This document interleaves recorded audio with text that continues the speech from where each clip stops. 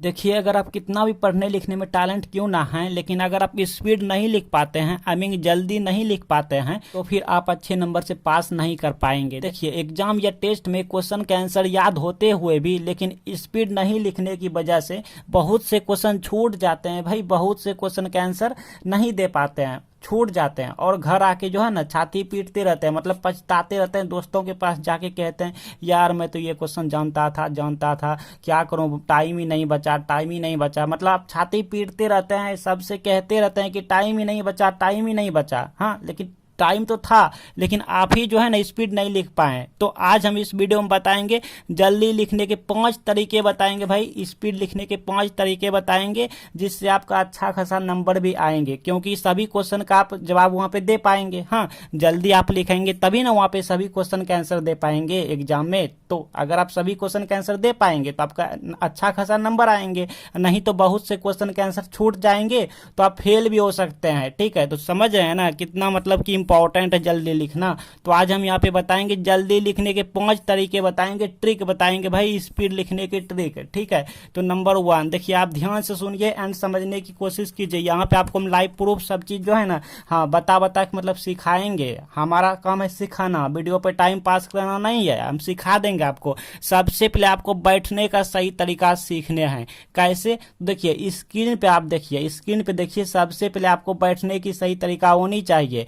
Screen पे आपको जो है ना सही तरीका और गलत तरीका दिख रहे हैं। ठीक है, तो आपको इसी तरह से बैठना है, बिल्कुल सही तरीके से आपको बैठना है, क्योंकि अगर आप गलत तरीके से बैठेंगे तो आपकी राइटिंग स्लो हो जाएंगे और आप ज्यादा देर तक नहीं लिख पाएंगे, हाथ दर्द देने लगेंगे। आप कहते हैं या फिर स्कूल या कॉलेज में दोस्तों से सुने होंगे या ट्यूशन में कि यार मैं बहुत लिखते रहते हाथ ही दर्द दे गया, मतलब थक गए। हाँ, होते हैं ना, तो वही वजह होता है। तो इसीलिए आपको जो है ना ध्यान रखना, आपको सही तरीके से बैठना है। नंबर 1 में सही तरीके से बैठना है, जैसा आप स्क्रीन पे देख रहे हैं। अच्छा, नंबर 2 में है हल्का पेन का यूज करना। जी हाँ, बिल्कुल हल्का पेन का यूज करना, जैसे आपको हम दिखा। देखिए, आपको ऐसा पेन यूज करना है जिसका वजन ज्यादा ना हो। हाँ, और वही पेन यूज करना है जिससे कि आपका प्रैक्टिस हो चुके हैं, आप हमेशा लिखते आए हैं। तो ये रहा हमारे पास हल्का पेन। ठीक है, ऐसा पेन हो सकता है, आप ऐसा पेन से लिख सकते हैं जो कि 5 रुपए में मिल जाते हैं। ऐसा पेन भी 5 रुपए में मिल जाते हैं। ऐसा पेन 2 रुपये 3 रुपये में मिल जाते हैं। तो आप ऐसा पेन से लिखें। बहुत से बच्चे ऐसा वाला पेन से लिखते हैं, भारी वाला पेन से। तो ये पेन से आपको नहीं लिखना है। देख रहे हैं ये सब, देखिए कितना भारी रहता है।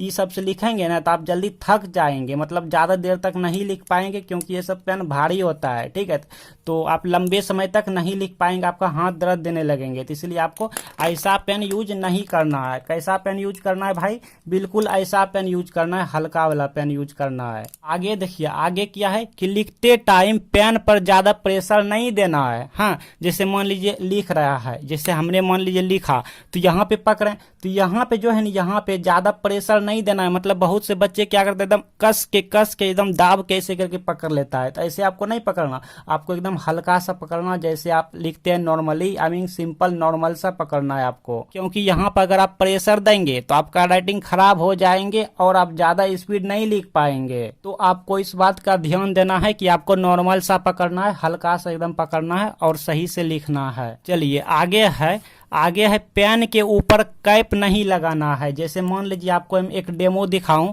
देखिए ये पेन रहा, ये कैप रहा, ये खोपिया रहा और ये पेन रहा, मतलब कैप रहा। तो इसको लगा के बहुत से स्टूडेंट जैसे लिखते जाते हैं, ऐसे लिखते जाते हैं। ठीक है, तो ये गलती आपको नहीं करना है, ये लगा के नहीं लिखना है, क्योंकि अगर आप लगा के लिखते हैं तो इससे क्या होता है भाई, पेन का वजन ज्यादा हो जाते हैं। हाँ, और आपकी राइटिंग स्पीड नहीं हो पाएंगे, मतलब स्पीड होने में उस पर बैड इफेक्ट जाएंगे भाई, समझ रहे हैं ना। तो आपको जो है ना पेन का खोपिया जो है, ये खोप मतलब कैप, इसको खोल देना है, तब ऐसे करके लिखते जाना है। चलिए आगे है देखिए, यहाँ पे आगे है आपको डेली लिखना है। हाँ, आपको जो है भाई, आपको डेली लिखना है। और जितना पेज आप लिखेंगे, आप क्या करेंगे, समय देखेंगे, मतलब हम कितने समय तक लिखे, मतलब टाइम का ड्यूरेशन आपको ध्यान रखना है। जैसे मान लीजिए सपोज आपको हम एक डेमो दिखा के यहाँ पे सिखाऊं।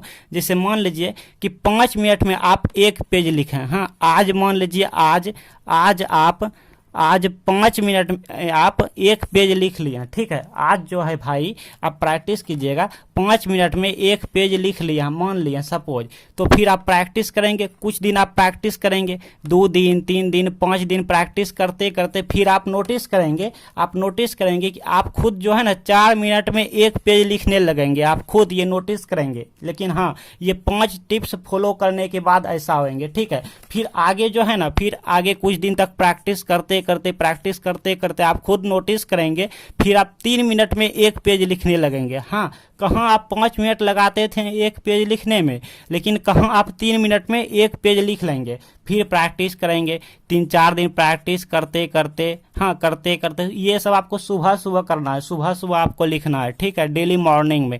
फिर प्रैक्टिस करते करते जो है ना, आप खुद नोटिस करेंगे आप 2 मिनट में एक पेज लिख लेंगे। तो सोचिए कितना हमारा टाइम बचत हुआ। एक पेज जहां हम 5 मिनट लगाते थे लिखने में, वहां हम 2 मिनट में एक पेज लिख लेते हैं। तो मतलब 3 मिनट बच रहा है एक पेज में ही। मतलब कि एग्जाम में अब सभी क्वेश्चन सॉल्व हो जाएंगे आपसे, और आपके पास टाइम भी बहुत बचेंगे। आपके दोस्त आपको देखते रह जाएंगे कि भाई तूने इतनी जल्दी कैसे कर लिया सब कुछ।